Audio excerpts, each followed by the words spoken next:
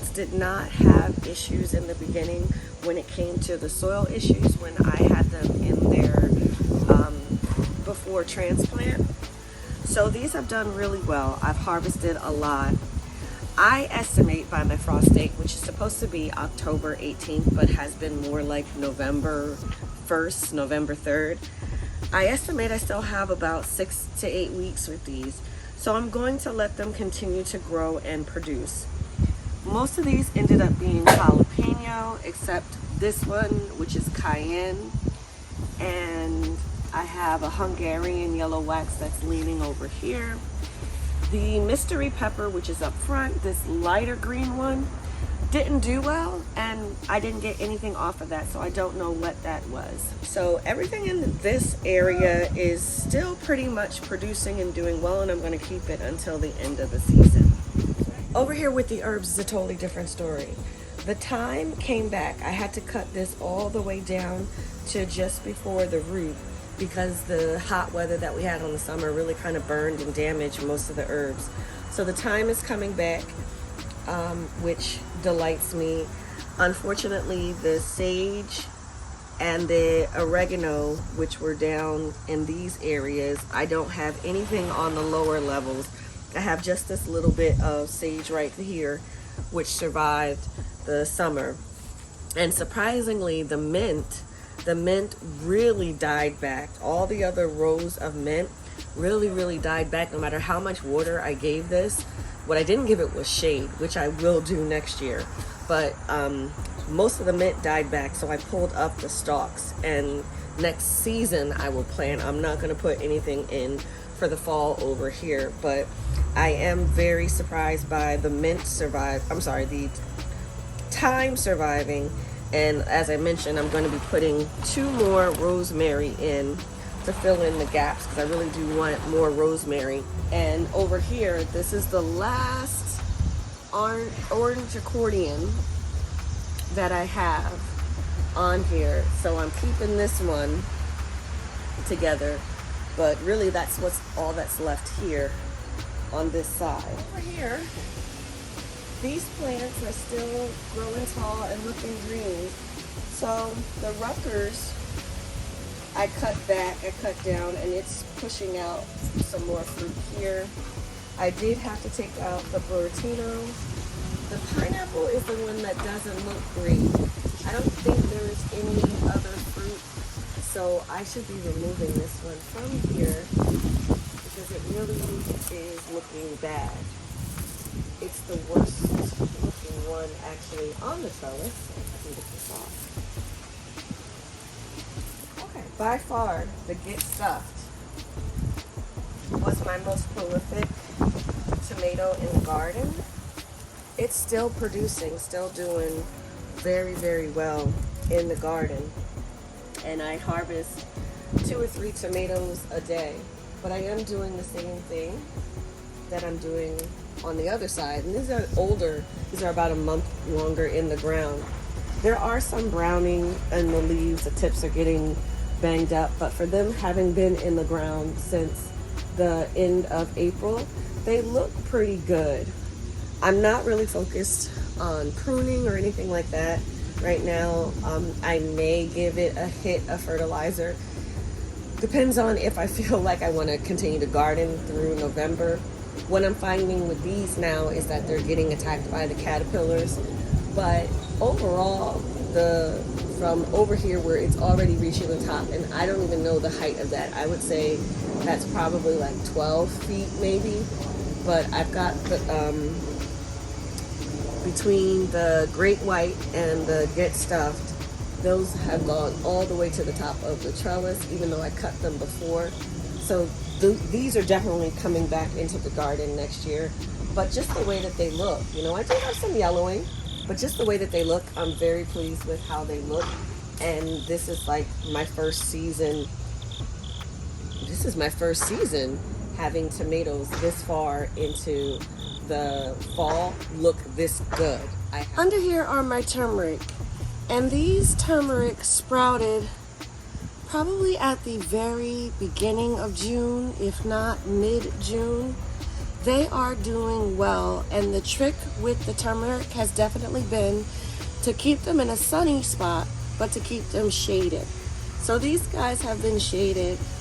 I don't think there's going to be much of a harvest, but unlike last year, I am not going to try to pull these out and put them into the house. I am just going to let these go, and whatever harvest I get will be the harvest that I get. I intend on, because I know they don't do well in the cold, so when the evenings are consistently below 60 degrees, I am going to pull these out and just see what harvest I get. But for these, since they came out so late, I'm just not going to expect a large harvest. Any harvest is great because I did not expect these to come up, but I'm not looking for something big out of this patch. My lavender bed really performed this year. Even the newer stuff that I planted, I have a lot that I harvested out and used for sachets, but I also have a lot that I left for the pollinators, and every so often I do see some pollinators still visiting. So once the frost comes, the plan is to cut this way back. It is starting to get that silver color to it where I know it's starting to go dormant, but I do have plans to cut it back and check to see if there's anything that's dead in the interior and get it ready for the next season. The blueberries did an okay job, I would say. This was my first season, so I wasn't expecting anything major in terms of a harvest off of them. But one of my plants, this one right here, isn't doing too great. And that blueberry that's on the other side with the blackberries, I think I may move that once it goes dormant, move it to the spot where this one is, so that all my blueberries are together. This is my lonely blueberry that's over here under my blackberries, and the blackberries have just expanded this season. It is my first season, my first summer I just went through with the blackberries, and they went from just small little things to this. And my fear is this blueberry is not going to get the sunlight that it needs, not so much the nutrients, but the sunlight that it needs being over here. And since that one is not looking so hot on the end, I could possibly move this over. So I haven't really decided what I'm going to do. My gut says move it, and I should follow my gut. So I think that's what I'm going to do.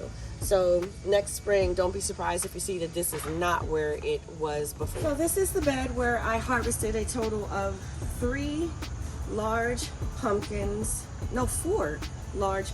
because one was hanging over on the trellis over there, and where I had planted turnips and beets, but the trellis grew this way, and I ended up not getting any harvest for the turnips and beets that I planted. So the plan for this one is to reuse it as a garlic bed. I'm gonna clean this up, so I'll be cleaning up the garden over the next week or so, and then this will get compost, this will get amended, and then be ready to go once I get the garlic sent in. I am using Squared Roots Farm again for my seed garlic and some of the garlic that I saved from my harvest this year. So I'm excited about replanting the beds for overwinter. So this trellis is slowly but surely dying, and this is a part of the immediate cleanup that is happening. Everything is out of here. The melon over here was pushed to ripeness, and it did not have a pink centered flesh at all. It was just all white, even though it was yellow. So even though it pushed out fruit, it didn't do well. But I will be cleaning all of this up, and next year my goal is to put tomatoes in here and put the larger gourds elsewhere so that they have more room to grow. It could have been due to just not enough space on this trellis, but this will be a trellis that I can use for tomatoes, and I can fit a lot more tomatoes in here than I can gourds. So once this gets cleaned up, it also will be prepped up with some compost, and then next year I will be welcoming tomatoes here, hopefully. For this bed, it's my sweet pepper bed.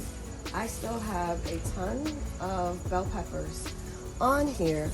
None of them are large, but I think it's because there's so many and I'm getting to the end of the season. I actually had to cut these back. Because there were too many peppers hanging over A lot of them end up rotting out, and again, I think it's just the weather and the pest pressure that it's experiencing now. But this is still producing. I don't believe I'll be putting peppers in this bed. It might be onions, it might be garlic, but I don't need as many peppers as I had. I had expected not to have any bell peppers because mine did so poorly, and they ended up producing. But the peppers are doing very well. I have a ahi dulce plant that is producing a lot of different fruit. They look just like the Scotch bonnets. They're hotter family members, but they're the sweet ones. The shishito are being prolific as usual. And then back here is my own bell pepper, which, like I said, it produced, but it's producing small. So this will be cleared out. I don't think I'm going to take the sweet peppers as far as I'm going to take my hot peppers because they don't look as healthy. But I would say that these will make it through the end of September as well too. Now these beauties are my ginger and my turmeric that I planted at the end of May, beginning of June, I think end of May. These are doing great, and these have a lot larger stalks on them, a lot thicker stalks, and a lot healthier. And again, the shade cloth is what I attribute the success with. Last year I had them just out in the sun and they didn't do so great. The shade cloth still gives them the heat, but not as much sun, and they just spread out. So I've got a good ginger patch over here. Same plan. My intention is to harvest them once the nights get instantly below 60 degrees. So that is something new, and I have no intentions of touching it. That is something called devil's horn. It is a fungus. This is the trellis I have with tomatoes that were planted at the end of May.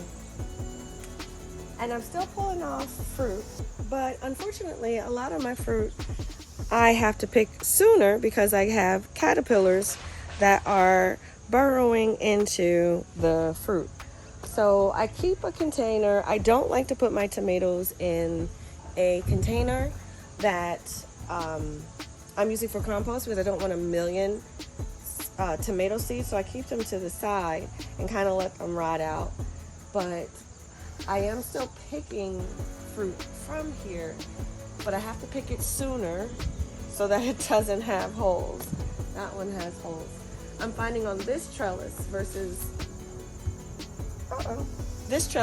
the other trellises, I have more pests in this area, more caterpillar damage in this area. The tomatoes themselves look good, but again, all the tomatoes, I am just trying to stop them from growing higher because I don't really want more fruit. I just wanted to focus on ripening the green fruit that is here so I can take these down. And this trellis back here is the same. I just want to focus on it ripening and not producing any more fruit than what I already have. My Tabasco plants are doing phenomenally, and for my region, which is 6B, 7A, I have my Tabasco tend to come out in September. They take a long time to mature no matter how early I plant them. They don't typically bloom and get big until September. So this is right on par. I've harvested about 4 times off of this plant, and I wait until it's a pretty dark red color. I won't pick them when they're orange, bright orange. I'll pick them around here when they come right off, and that's kind of the trick with Tabasco. If you wait till they're like a redder color, they will just come off in your hand. You don't have to pull. Tabasco I'm just making sauce with this year, so I wait until I get a large amount because these are so small. You can't really make a good batch of anything. So I'll wait until I get a majority of them this color. But I've harvested quite a bit from all my hot peppers. Right now I don't have many that are to color. Here's one. I don't have many that are at the right color because I just did a large harvest. couple days ago, but I still have a bunch of green fruit. So for me, when it comes to gardening peppers, like, this is too many. I really didn't need this many, but I kind of went overboard. There is 12 planting spots, but 2 peppers per planting hole. So this is 24 plants overall in here, which is a lot. I will definitely be cutting this down next year and only planting just a few in here, maybe 6 plants, which is 12 plantings instead of the 24, but definitely this was too much. A tomato on this side. It's got a red bottom. It's a big red. It'll turn a yellowish color, but it's a nice looking tomato, so I'm gonna take this one before nature gets it. So like right here, there's a new vine, and there's 2 female butternut coming on, and there's green. There's a lot of green, and there's a lot of green up top and on the other side. I'm not really focusing any longer. I think the war with the squash bugs really took me out. So I'm not focusing any longer on anything that happens. Since I'm not planting anything for the fall in these beds down here, I don't care if this tries to push out any fruit. Anything additional will be a blessing at this point. So the vine itself looks really bad in some areas, looks really good in other areas. Even the melon are trying to come back. So I just take it for what it is, and I'm just not going to push myself to try to do more with this trellis and just see what happens with it. But it's not the fullness that it was in July for sure, but it's not dead, it's still kicking. And this is kind of what I mean. I cut this back. I trimmed it up, said I didn't want to have a lot of vegetation, and it grew back and it's coming back. So I'm just leaving it here because I'm not going to fight Mother Nature. If she wants to go, I'm going to let her go. The trellis on the inside, you could see the butternut that I was talking about up here, and just how sparse the plants are. Oh, look.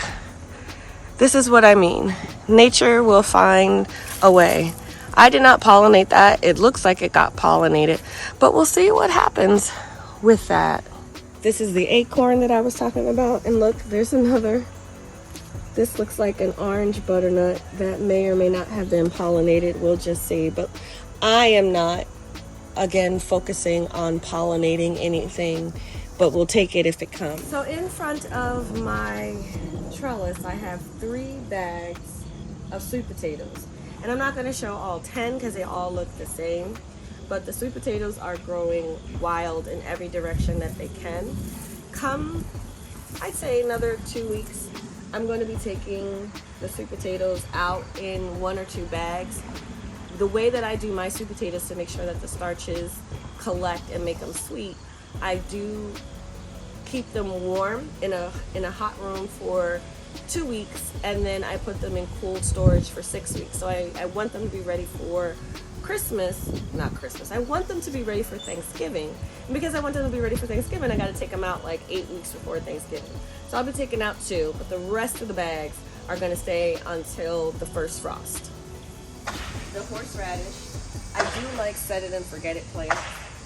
And if you want something that has a long season and you plant it and just water it and every so often fertilize it, horseradish is going to be one for you. It has a long growing season. It needs about 120 days of planting as well, so about 6 months in the ground. So this, when the first frost comes, just like with the sweet potatoes, when the first frost comes, this will be harvested, but it hasn't done much. Leaves look beat up, but then so does everything in the garden look beat up from the summer that we had. The summer was pretty intense, and we didn't get a break in the hot weather until just recently. So the fact that I have anything in the garden that looks good from the summer, I'm impressed with for sure. I bought a couple of seed packets of zinnia late, just hoping that they would get to the point of blooming, just so I could see. They are the Queen Lime variety, a couple of different varieties. I don't know if they're gonna make it. You can see the pest damage that's happening to them. but I do want to see what color they are. They just aren't doing well. I don't know if it was the intense heat. They got enough water, they were watered and they were fertilized, or if it's the change in the sun where they're not getting enough sun. So we'll see. They're fighting to come back, but we'll see if I ever get a bud on these. I don't have much in terms of a fall crop except for this in here. So this is a mixture of purple top turnip and Mizuna, and I don't think that this is going to do much because it was so hot. Like, I planted at my normal sowing time for the fall in August, but again, it was so hot that they're not really developing much in the terms of a bulb. I'm gonna leave it. Worst case, it becomes microgreens for the chickens. I don't eat this, so about 90% of what I grow goes to the chickens, and I'm okay if the chickens get greens instead of the bulbs. This is supposed to be an Asian white radish, and these are supposed to be golden beets. And again, I'm not pulling anything up. This is a squash, which I need to move, and this is a tomato. But the golden beets are here, and nothing really has a bulb. These are Detroit Red and the Chioggia beets, and they're not really producing a bulb. So if I just have to harvest it and use it as greens for the chickens, that's fine too. It's not a disappointment to me since I'm not personally eating it. I think that's what this season has really been about. Taking your gardening plans and just adjusting and learning to adapt, because the season has been so strange starting with the spring. So I marked down, I kept a garden journal, which I would highly recommend. Do a garden journal. But I kept a garden journal this season, and I'll use it for next season. So I won't start my cold crops in August. I'll wait until September to start my cold crops. You know, everything kind of gets pushed back just a little bit. And if that means I get a longer growing season, that's even better for me. Does mean I'll get more squash bugs, which are tiring to fight. But, you know, gardening is all about the ups and downs, and it does bring me peace. So I definitely did enjoy everything this season. Even if it frustrated me, I enjoyed learning from it. So thank you so much for sticking with me to the end of this video. If you enjoyed the content, please like and subscribe. And as always, thank you so much for watching.